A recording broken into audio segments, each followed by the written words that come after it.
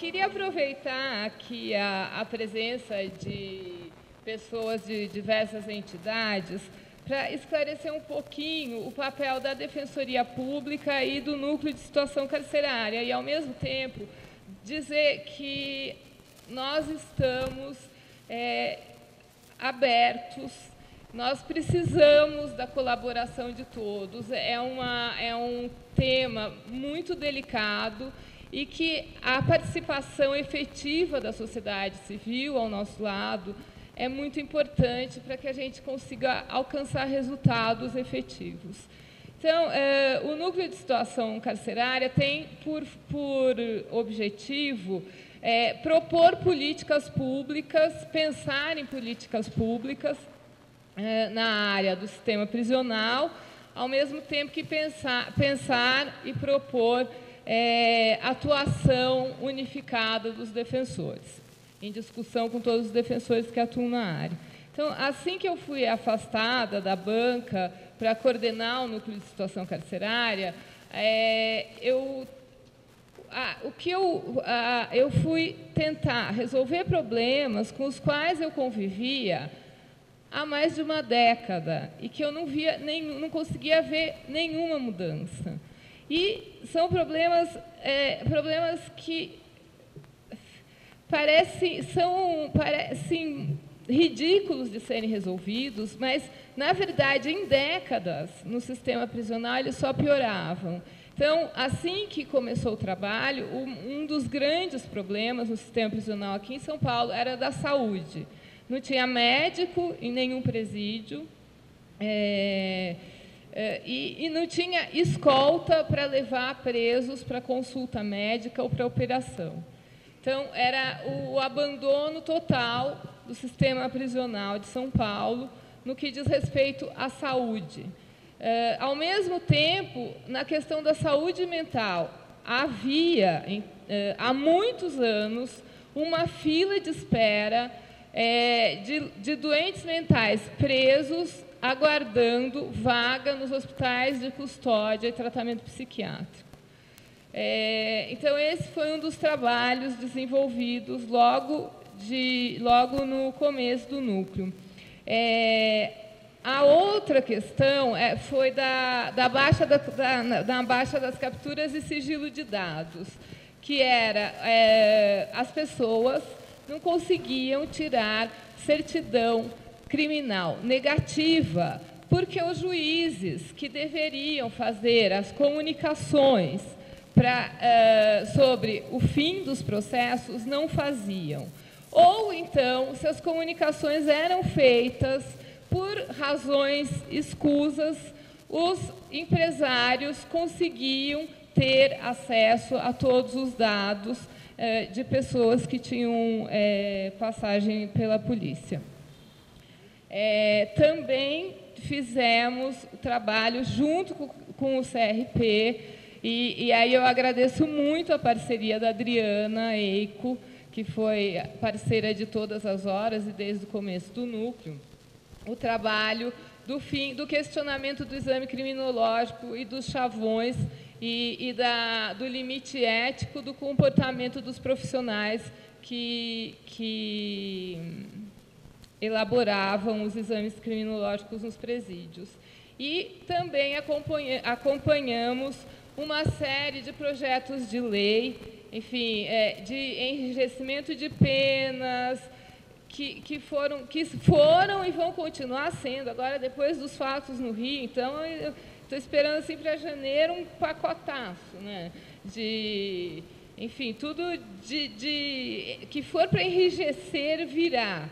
É sempre o Rio, né? O Rio sempre está ali, os acontecimentos no Rio movem o Congresso Nacional, no sentido de enrijecer penas. E nós estivemos inúmeras vezes em Brasília, negociando, apresentando projetos de lei alternativos, recorrendo ao plenário do Senado, enfim. E nesse trabalho, eu tive sempre a parceria da Pastoral Carcerária, na pessoa do padre Gunther e do padre Valdir, que eu não posso deixar aqui de agradecer. Tivemos conquistas, embora atualmente seja difícil reverter o cenário de agravamento de penas e de cegueira em relação ao verdadeiro significado da função da pena privativa de liberdade. Então, eu queria só ressaltar, no que tange a Defensoria Pública mesmo, que é uma instituição que aqui em São Paulo é muito nova, criada em 2006, e que nós tivemos uma série de dificuldades, ainda enfrentamos uma série de dificuldades, não só pelo número pequeno de defensores ante a realidade do sistema prisional, cerca de 45 defensores trabalhando em execução penal para uma população prisional de 180 mil presos. Então, eu falo, a gente faz o que pode, mas milagre ainda não estamos fazendo, né? Fora isso, nós tivemos uma série de resistências ao nosso trabalho, de juízes. Logo no começo, nós tivemos resistência por parte de secretarias do Estado que queriam impedir que os defensores entrassem nos presídios sem prévio aviso. Depois, juízes que pretendiam determinar o que os defensores poderiam ou não poderiam fazer. Promotores que questionam se nós podemos ou não ter certo tipo de atividades ou, enfim, uma série de óbices vêm sido postos nesse caminho aí do desenvolvimento, do crescimento da Defensoria, e nós estamos superando aos poucos, por meio de decisões judiciais, por meio de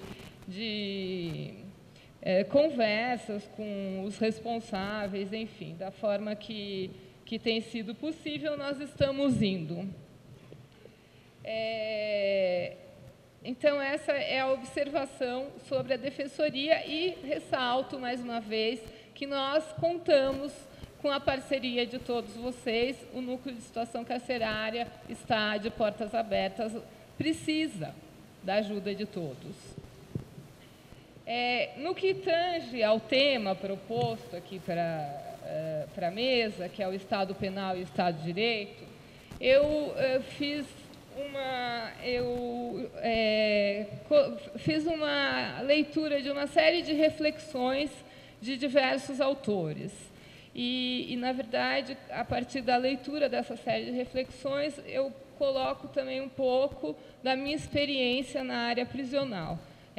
Eu estou na execução penal há 15 anos, pelo menos, trabalhando muitas vezes dentro dos presídios, mas, enfim, a minha experiência é com o sistema prisional, é com presos e é com a realidade dos presídios, né? Então, o que... enfim, que não é nenhuma novidade, é que os aparelhos repressivos brasileiros sempre foram um forte foco de resistência à consolidação da sociedade democrática. E isso continua com a atuação violenta da polícia, com os maus tratos nos presídios, com a colaboração com as organizações criminosas e poderosas, né? Porque a gente tem que fazer assim, a diferença entre as organizações, as chamadas organizações criminosas, que são, na verdade, de pé rapados, né? E as organizações criminosas poderosas. Nós temos, de um lado, cidadãos titulares de direitos e, de outro, inimigos sobre os quais o Estado não tem qualquer responsabilidade e volta a seus mecanismos contensores. O inimigo é o estranho porque tem conduta desviada. Nesse aspecto, para mim é muito claro a questão do inimigo que tem a conduta desviada, e tem um exemplo que eu costumo sempre dar, mas que para mim é muito significativo, que é, os meus clientes, eles estão todos presos, praticamente todos presos. E eu tenho amigos que estudaram comigo, amigos que trabalharam comigo em execução penal do meu lado e que hoje são advogados, têm escritórios famosos e tal. E eles, primeiro, eles estão muito ricos e nenhum dos clientes eles não têm nenhum cliente preso. E aí eu digo, eu não estou muito rica e todos os meus clientes estão presos. Então, tem alguma coisa errada aí, né? Enfim, no mínimo, assim, o que é considerado conduta desviada e por que aquele que tem a conduta considerada desviada é visto como inimigo, né? A sociedade e o Estado vêm cuidando de excluir os indivíduos considerados redundantes, que são aqueles que não têm a mobilidade exigida pela sociedade de consumo, mas, paradoxalmente, fazem qualquer coisa para alcançar essa mobilidade, porque é o que se oferece, né? É o que todos querem, inclusive praticando crimes. Se eles são inabilitados para o convívio social, o Estado se encarregará de torná-los. Se eles não são inabilitados para o convívio social, o Estado se encarregará de torná-los imprestáveis, criando cada vez mais malhas repressoras através da lei, então aprisionando aqueles indivíduos considerados redundantes. Existe um equívoco quanto à função do direito penal, existe ainda uma noção de que o direito penal é capaz de solucionar todos os problemas sociais.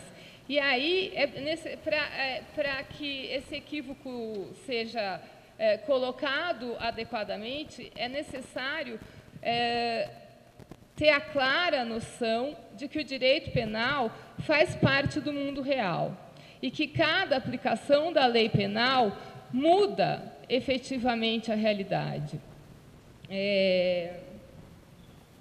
Portanto, a imposição e a execução da pena privativa de liberdade exigem do juiz responsabilidade.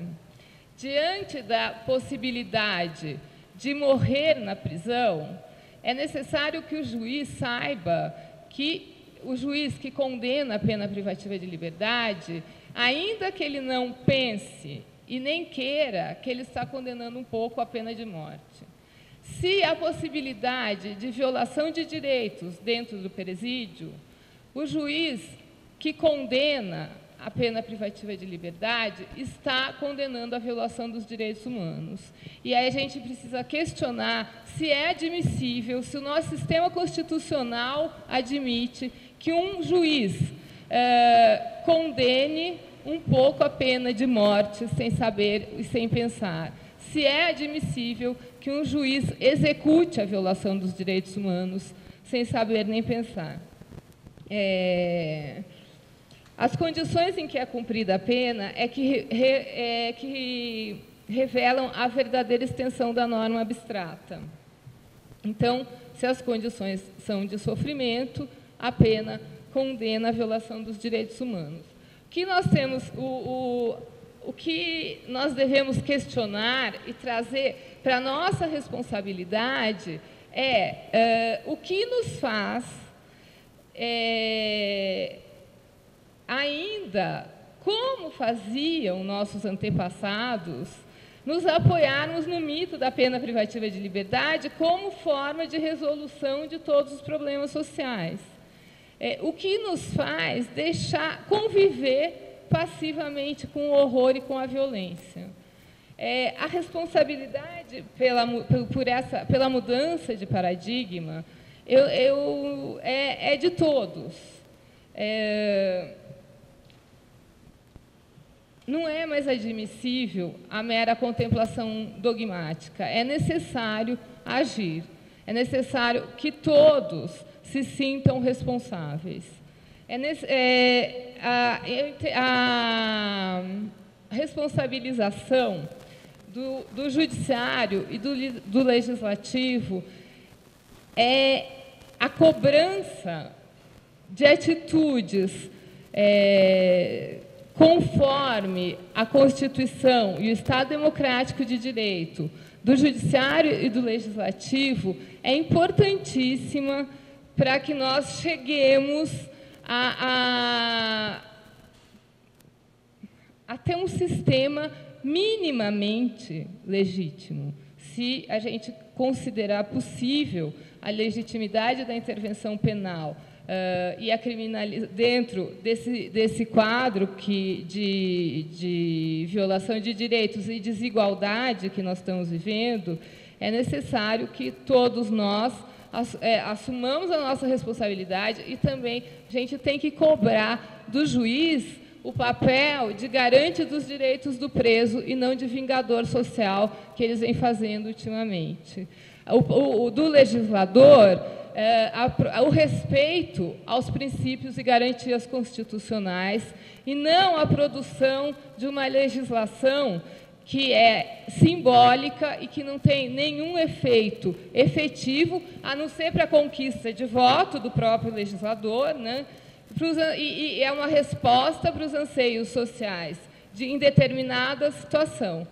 E, assim, nós temos a reeleição de esse discurso da lei da ordem, o discurso do enrijecimento das penas, o discurso da criminalização de condutas infinitamente tem eleito muita gente. Então, essa é uma responsabilidade de todos nós. Então, é nosso papel propor políticas públicas que ajam nas causas da crise do sistema penitenciário, que mudem a violência, as causas de violência dentro do sistema prisional. É necessário investir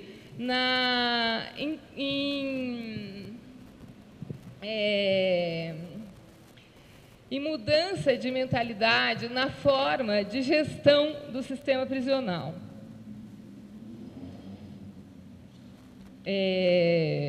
O que eu tenho visto aqui em São Paulo é uma atitude absolutamente conservadora do Estado do Judiciário.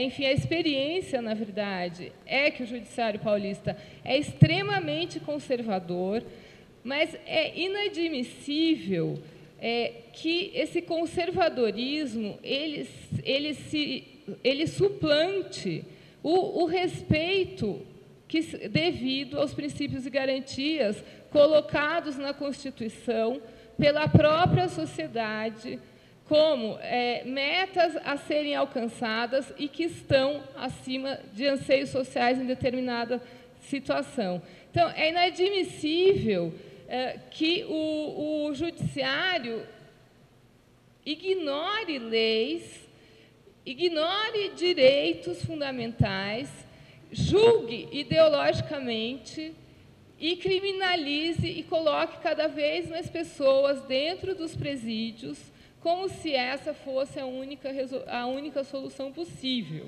né, para os problemas sociais. Resposta: o judiciário não tem papel de dar resposta, mas, na verdade, nós temos visto na Defensoria casos escandalosos de aprisionamento. Eu posso citar um caso que, para mim, assim, recente, eu tive num plantão, que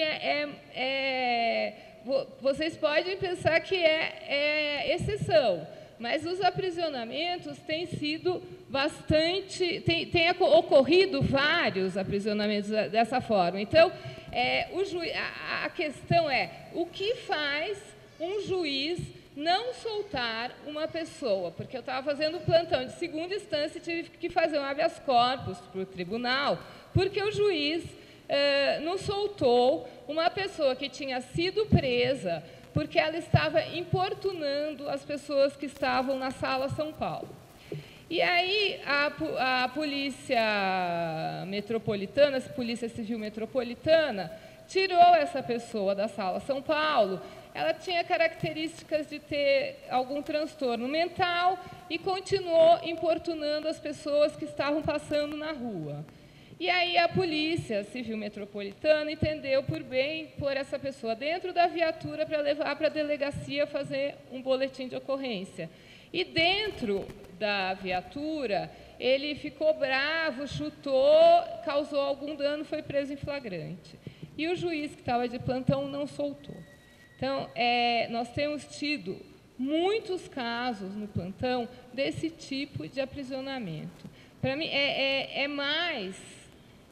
vai além do compreensível, é mais do que um posicionamento ideológico, é uma raiva, né? É um ódio, é uma separação social, ideológica clara, mas isso não é admissível de um juiz.